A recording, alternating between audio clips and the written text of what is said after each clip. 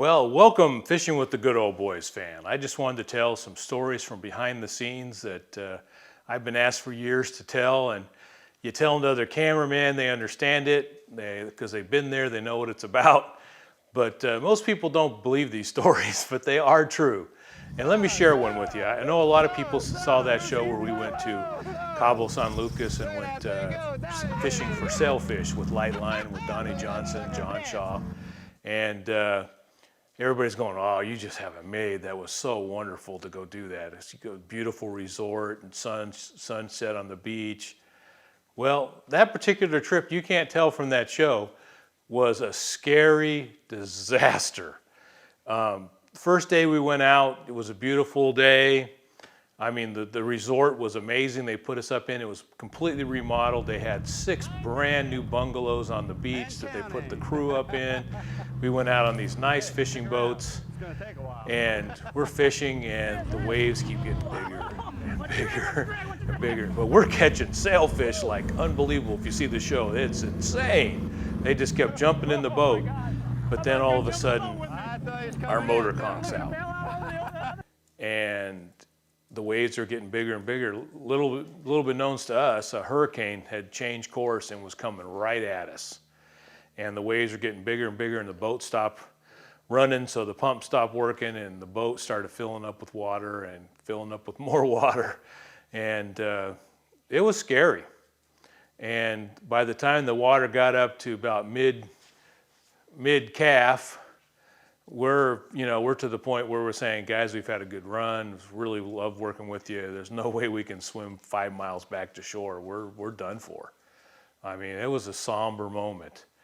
But just then, we hear on the radio in Spanish, they're coming to rescue us. So another boat gets up there.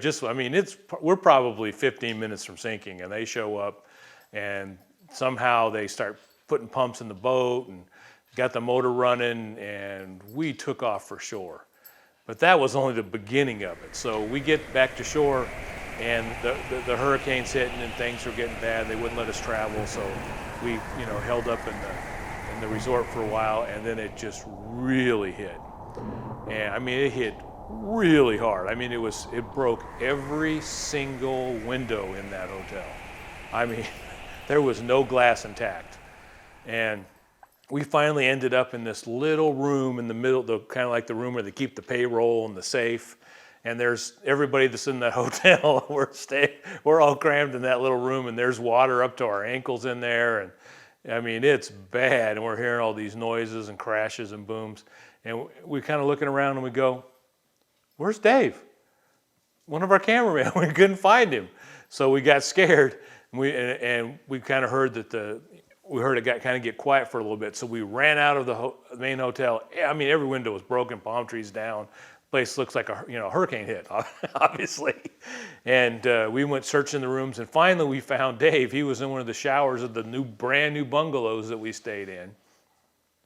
And the sand was up to midway on me in the room, and in the bathroom where he was hiding in the shower, there was sand that was at least 3 feet tall. We had to pull him out of the sand.